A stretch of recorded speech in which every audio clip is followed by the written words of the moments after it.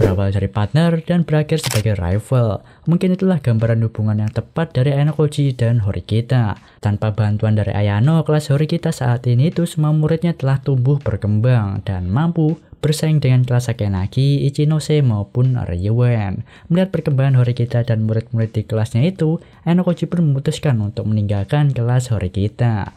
Ya, Ayano Koji pindah kelas akan menjadi tema pembahasan video kali ini. Apa sih yang ingin Ayano capai setelah meninggalkan kelas Horikita? So, kalau gitu langsung aja kita masuk ke pembahasannya. Let's go!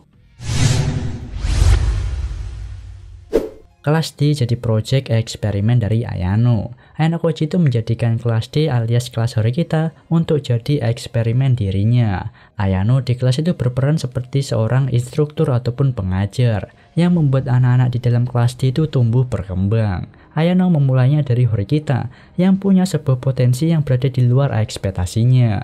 Terkadang Ayano tuh memberikan clue, bahkan mengcover Horikita dari belakang, dan juga memberikan nasihat ketika Horikita tuh lagi bimbang ataupun salah. Selain itu, Ayano juga ikut terlibat dalam membantu pertumbuhan dari orang-orang penting di dalam kelas D. Contohnya mulai dari Kei, Hirata, maupun Kushida. Kenapa Ayano melakukan semua itu? Padahal dirinya itu nggak punya ambisi untuk naik ke kelas A. Nah, itu karena Ayano tuh ingin membuat kelas D semakin kuat agar dapat mengalahkan dirinya di masa mendatang. Ayano menjadikan kelas Horikita itu sebagai eksperimen, membuat murid di dalamnya itu level up. Serta dalam volume 6, 9, dan 9.5 second year, kalau digabung dari pernyataan Ayano, kesimpulannya itu gini. Ayano Koji mengibaratkan dirinya sebagai roda bantu di dalam kelas. Awalnya untuk belajar menggunakan sepeda, kita itu butuh roda bantu. Tetapi sering berjalannya waktu, semakin ahli menaiki sepeda itu, jadi roda bantu tersebut mulai tidak kita perlukan lagi. Nah, setelah melihat Horikita tumbuh sedikit lagi, dia itu akan meninggalkan kelas Horikita. Dan tujuan Ayano mau pindah kelas karena Ayano itu ingin membuktikan ke ayahnya kalau proyek Wetrum yang dia pelajari selama ini bukanlah yang terbaik. Oleh karena itu, untuk menyangkal pendidikan Wetrum yang dibangun oleh ayahnya, Ayano Koji itu telah menyiapkan kelas D untuk mengalahkannya. Dengan Ayano Koji yang kalah dari Horikita atau kelas D, maka itu dapat membuktikan kalau lulusan Wetrum itu tidaklah sempurna dan bisa kalah. Ya, Ayano Koji itu ingin dikalahkan oleh Horikita dan juga sebaliknya. Ayano itu ingin mengalahkan Horikita yang telah berkembang sekarang. Ingin dikalahkan dan ingin mengalahkan. Keduanya itu terdengar kontradiksi sih ya. Tetapi Ayano Koji itu mau melihat hasil dari keduanya. Jadi entah hasilnya setelah Ayano pindah kelas dan kalah, itu akan jadi bukti kalau Wetrum tidak sempurna. Dan sebaliknya kalau dia itu berhasil mengalahkan Horikita, jadi salah satu keinginannya pun terwujud. Soalnya Ayano secara personal merasa ingin untuk Horikita merasakan kekalahan. Horikita itu mirip kayak King MU bos, nggak pernah merasakan kalah sekarang dia ya. Jadi mengesampingkan dirinya akan kalah atau menang dari Horikita, dirinya yang pindah kelas itu adalah hal yang pasti. Gua rasa murid-murid berpotensi kayak Horikita atau Kuenji itu akan jadi kunci untuk dapat mengalahkan Ayano Koji mendatang ya.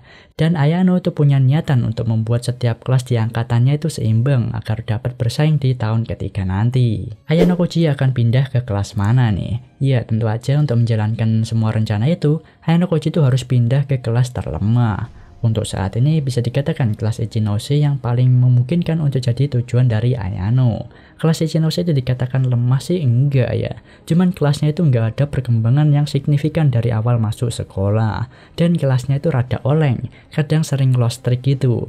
Ditambah kelas Ichinose juga sepertinya bakalan welcome banget menerima dirinya di sana.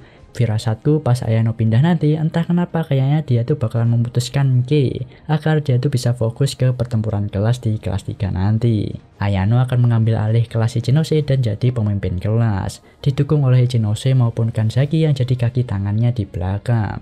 Lalu di dalam kelas tersebut, dia tuh membuat perubahan dan membuat murid-murid di kelasnya Ichinose itu berkembang, maka pertarungan kelas itu akan jadi seimbang, sesuai dengan yang Ayano inginkan. Ngomongin chemistry juga nih ya, mengesampingkan kelas Horikita, gua rasa daripada kelas Sakenagi atau kelasnya Ryuan, Ayano tuh udah punya hubungan dan chemistry yang kuat dan bagus dengan kelasnya Ichinose. Bahkan Ayano pernah dipercaya oleh Kanzaki untuk bantuin masalah internal di kelasnya.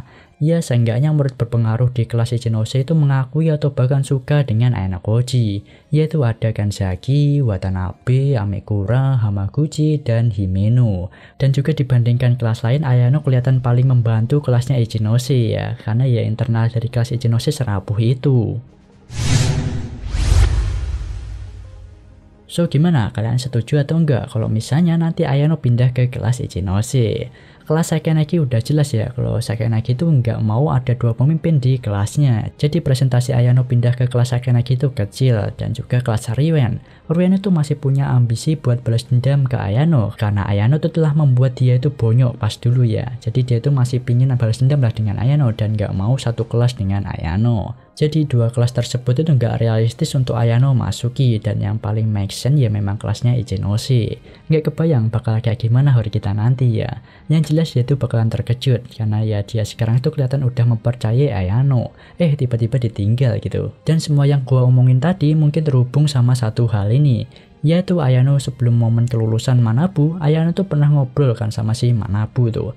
Dan kemungkinan dalam tujuannya itu ada sisi di mana dirinya itu mau meninggalkan kesan untuk semua murid di angkatannya. Ya kita nantikan aja ke depannya tentang keputusan Ayano untuk memilih kelas mana yang dia akan tepati nantinya, agar dirinya itu dapat menghadapi Horikita. Mungkin sekian dulu video pembahasan kali ini. Komen di bawah ya tentang pendapat kalian tentang hal ini. Sampai jumpa di next video. Bye-bye. した僕の夏休みはやがて記憶回路のゲートでいくつかにちぎれて断続的な絵になる